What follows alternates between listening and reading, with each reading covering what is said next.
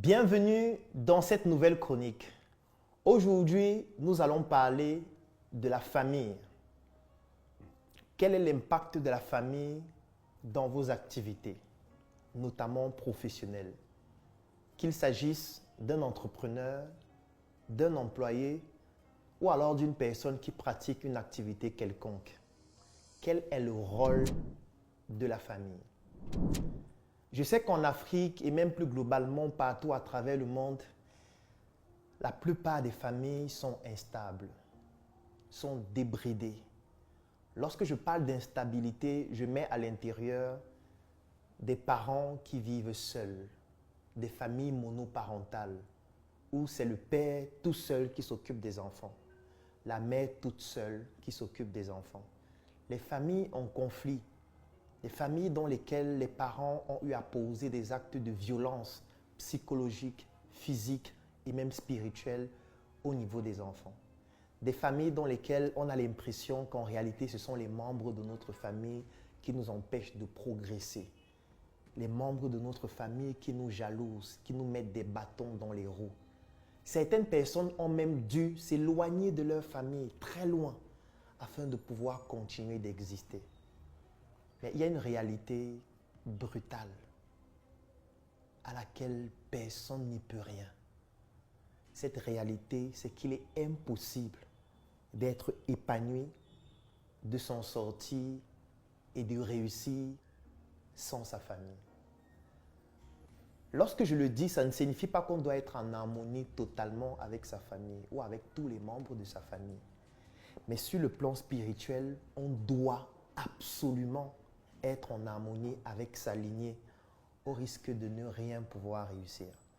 Même si vous avez le sentiment de réussir, vous allez toujours au plus profond de vous ressentir une frustration, une gêne qui ne partira jamais tant que vous n'êtes pas en harmonie avec votre famille. Je vais prendre un exemple dans le monde des affaires. Il est impossible de s'en sortir sur le plan des affaires si vous n'êtes pas en harmonie avec votre famille. Parce que les affaires, c'est à 80% spirituel, c'est à 80% immatériel. Parce qu'une idée, ça ne se touche pas. Une idée, ce n'est pas comme un paquet de Njoka. Njoka, c'est la conséquence des idées, la conséquence d'une ambition qui, elle aussi, n'est pas matérielle, la conséquence d'un rêve qui n'est pas matériel, la conséquence d'un parcours, d'un vécu, des connaissances, des compétences, d'un environnement dans lequel on a grandi, d'un patrimoine génétique. Tout ça n'est pas palpable, c'est immatériel, c'est spirituel. Ça vient de très loin, c'est profondément ancré en nous. Et ça découle de trois éléments: notre patrimoine génétique, c'est-à-dire de notre famille, les connaissances dont on a bénéficié et l'environnement dans lequel on a grandi. C'est tout ça qui nous donne un patrimoine immatériel qui peut se traduire sous forme de produits Njoka, sous forme d'articles SM ou de toute autre forme de réalisation. Donc ce que vous réalisez aujourd'hui en réalité découle de la partie immatérielle qui constitue votre organisme. Et dans cette partie immatérielle, il y a plus de 50% qui découle de votre patrimoine génétique, c'est-à-dire de votre famille. Dans votre sang, il y a le sang des membres de votre famille. Dans vos gènes vibrent les gènes des membres de votre famille. Vous êtes le fruit de votre famille. Ça veut dire qu'en vous, vous avez les tares et surtout aussi les valeurs de votre famille. Donc ne pas comprendre d'où vous venez, comprendre quelle est votre lignée, quel est votre arbre généalogique pour pouvoir savoir qui étaient vos ancêtres, qui étaient vos parents, qui étaient vos arrière-grands-parents, quel était leur combat, quel était leur challenge, quelle était leur difficulté. Vous n'allez même pas comprendre qui vous êtes parce qu'en réalité, ils vous ont légué ce qu'ils étaient parce que les comportements et les attitudes se transmettent aussi génétiquement. Et vous vous imaginez, si vous avez une voiture dont vous ne maîtrisez pas les propriétés, les caractéristiques, la puissance, en fait, vous allez conduire un bolide sans savoir exactement quelles sont ses véritables capacités. La puissance sans la maîtrise n'est rien, sauf que la maîtrise vient du fait de se maîtriser soi-même, de se connaître, de savoir d'où on vient, de savoir de quoi on est constitué, de savoir ce qu'on est capable de faire, de savoir quelles sont nos peurs, quelles sont nos frustrations. Et tout cela découle d'une analyse profonde de nous-mêmes. Et on ne peut pas s'analyser soi-même si on n'analyse pas d'où on vient. Le fruit ne peut pas être analysé sans qu'on analyse l'arbre qui l'a produit, sans qu'on analyse ses racines, sans qu'on analyse ses maladies. Parce qu'un arbre peut avoir des maladies et transmettre ces maladies-là aux fruits. Et quand je parle de maladies, il peut s'agir de maladies psychologiques, mentales, spirituelles, physiques, biologiques.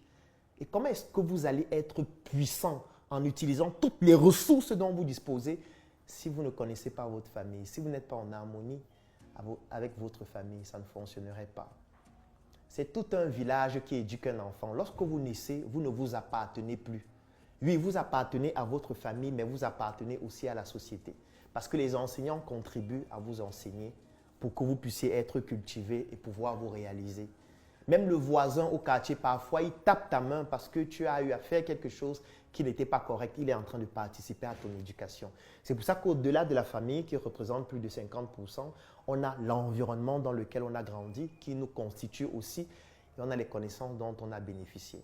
Comment est-ce que vous pensez donc que vous allez vous couper de plus de 50% de ce qui vous constitue, c'est-à-dire votre famille, et pouvoir donc vous réaliser et pouvoir réussir? Ce n'est pas possible. Si vous observez bien, même dans le monde entier, les plus grandes fortunes, ce sont des fortunes familiales. Oui, parce que l'un des meilleurs moyens pour être riche, c'est d'avoir des parents qui sont riches, parce que ne racontons pas des balivernes à longueur de journée. La première méthode pour devenir riche, c'est d'avoir des parents riches. Si vous voulez que vos enfants soient riches, il faudrait que vous le soyez. Ce sera donc beaucoup plus facile pour eux de le devenir. Sauf que la richesse ici, elle est d'abord spirituelle, elle est culturelle, elle est sociale, elle est humaine. La richesse, c'est cet amour que vous êtes capable de transmettre aux autres. Et cette richesse-là va se transformer en une richesse matérielle. C'est parce que sur le plan des idées, on est riche. On a 800 idées par seconde qu'on peut traduire ça sous forme de produits, sous forme de services, sous forme de biens. Et on ne peut pas donner ce qu'on n'a pas. On ne donne que ce qu'on possède. Comment est-ce que vous allez donner ce que vous ne possédez pas? Comment est-ce que vous allez vous développer si vous ne prenez pas en considération ce par qui vous êtes là? Je ne suis pas en train de vous demander d'être en harmonie avec tout le monde. Ce n'est pas parce qu'on est en harmonie qu'on doit s'entendre sur tous les sujets. Moi, il m'arrive de débattre avec mon père et de lui dire « je ne suis pas d'accord avec tel point ». Tu as dit telle chose, j'estime que ce n'est pas très pertinent, mais on est en harmonie. On discute sur la base des idées, parce que les grandes personnes discutent des idées et les petites personnes discutent des gens. C'est très important que vous puissiez être en harmonie avec votre famille. Même si votre famille vous a blessé, même si des membres de votre famille vous ont montré que vous ne valez rien, il faudrait que ce soit eux qui coupent la corde et pas vous. Ça veut dire que vous devez être en paix, vous devez pardonner, vous devez poser des actes de gratitude, vous devez rester en harmonie avec les personnes avec qui vous pouvez être en harmonie.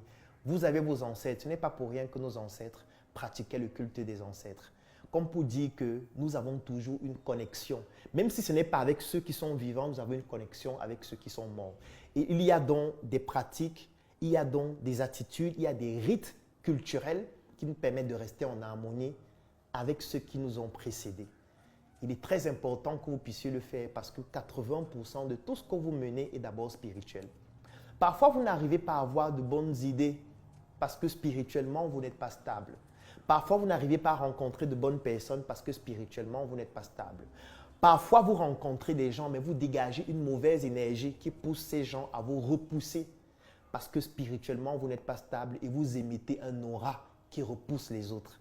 Pour pouvoir corriger votre aura, pour pouvoir corriger tout l'aspect immatériel de votre organisme, vous devez être en harmonie avec ceux qui ont contribué à bâtir cet organisme-là. Et ces personnes, ce sont les membres de votre famille. Dès aujourd'hui, dites-vous que vous prenez la résolution de résoudre les problèmes que vous avez avec les membres de votre famille, de leur demander pardon, d'accepter même que vous avez tort, même dans les situations où vous avez été la personne la plus brutalisée émotionnellement, physiquement, socialement, spirituellement. Faites la paix avec vous, faites la paix avec les autres. Restez en paix avec vous-même. Ça va vous permettre de reconstituer votre aura, Ça va vous permettre de vous développer spirituellement et ça va vous permettre beaucoup plus facilement de réussir dans vos activités.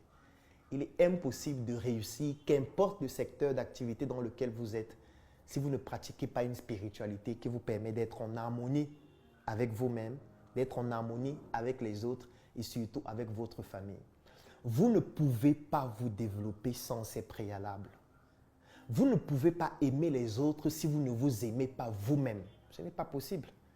Comment est-ce que vous allez vendre des produits comme celui-ci si vous n'aimez pas les autres? Si nous, on a décidé de faire ce produit qui aujourd'hui est la meilleure marque de chips au monde, c'est parce que nous aimons les autres. Nous voulons que les autres puissent bénéficier d'un packaging excellent, d'un produit qui est conçu dans des conditions d'hygiène les plus absolues. C'est parce que nous aimons les autres que nous confectionnons un produit qui respecte l'autre, qui permet à l'autre de se sentir valorisé. C'est parce que nous avons un amour d'abord pour nous-mêmes. Si tu ne t'aimes pas toi-même, tu ne peux pas aimer l'autre. Si tu ne t'apprécies pas toi-même, tu ne peux pas apprécier l'autre. Et quand tu ne t'apprécies pas toi-même, tu auras même des problèmes lorsque tu te rends compte qu'on apprécie les autres. C'est parfois de là que naissent des sentiments comme la jalousie. Ça veut dire que ce n'est même pas seulement le fait de voir que l'autre a ce qu'on n'a pas. Non, c'est parfois le fait de voir qu'on aime l'autre. Et du coup, le fait de voir qu'il y a plusieurs personnes qui aiment quelqu'un, le fait de voir qu'il y a plusieurs personnes qui aiment Claudel, ça te pousse à jalouser Claudel. Pas parce que Claudel a plus de moyens que toi. Parfois, tu as des maisons, tu as des villas, tu as des voitures, ce que Claudel n'a pas. Mais tu vois comment des gens l'aiment et du coup, tu deviens jaloux parce que toi, les gens ne t'aiment pas. Mais les gens ne t'aiment pas parce que tu ne t'aimes pas toi-même. Pour que tu t'aimes, il faut que tu acceptes que tu viens d'une lignée. Et pour pouvoir accepter que tu viens d'une lignée, il faut que tu aimes cette lignée. Parce que c'est cette lignée qui t'a constitué. Tu ne peux pas être un fruit d'un arbre et tu détestes l'arbre qui t'a conçu pour dire que tu vas aller aimer d'autres arbres. Oui, les autres arbres peuvent t'aimer, peuvent t'apprécier, peuvent t'héberger, peuvent t'accompagner. Mais ils vont toujours te rappeler que tu as ton arbre qui est situé quelque part. Et il faudrait que tu sois en harmonie avec cet arbre-là parce que nous t'avons seulement adopté. Durant cette nouvelle année, prends la résolution de résoudre les problèmes que tu as avec ta famille. Aime ta famille, parce que aimer ta famille, c'est la première étape pour t'aimer toi-même. Et quand tu vas t'aimer toi-même, tu pourras aimer les autres. Et aimer les autres, c'est la première étape des interactions sociales de qualité. Et quand tu as des interactions sociales de qualité, ce sera beaucoup plus facile pour toi de trouver du travail, de travailler de manière optimale, de pouvoir te développer intellectuellement pour pouvoir performer dans ton lieu de travail, de pouvoir développer des projets qui plus tard deviendront des classiques dans le monde entier, mais surtout de pouvoir te réaliser et de pouvoir toi-même fonder une famille que tu vas aimer, accompagner, chérir, faire grandir et les pousser à réussir. Dans cette chronique, j'ai donc voulu te faire comprendre l'importance de la famille. Et j'ai créé un groupe privé. Je vais laisser le lien en commentaire pour pouvoir rejoindre ce groupe. Et dans ce groupe, nous pourrions discuter. Tu pourras me poser tes questions. Et ensemble, nous pourrions contribuer à ce que tu puisses t'améliorer dans cette démarche qui te permettra spirituellement d'être beaucoup plus élevé. Rendez-vous très bientôt pour une nouvelle chronique.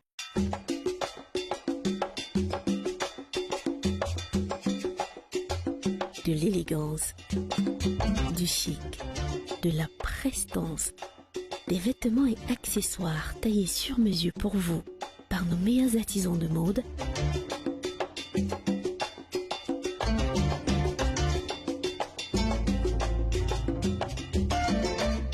Sur mesure, la marque des leaders.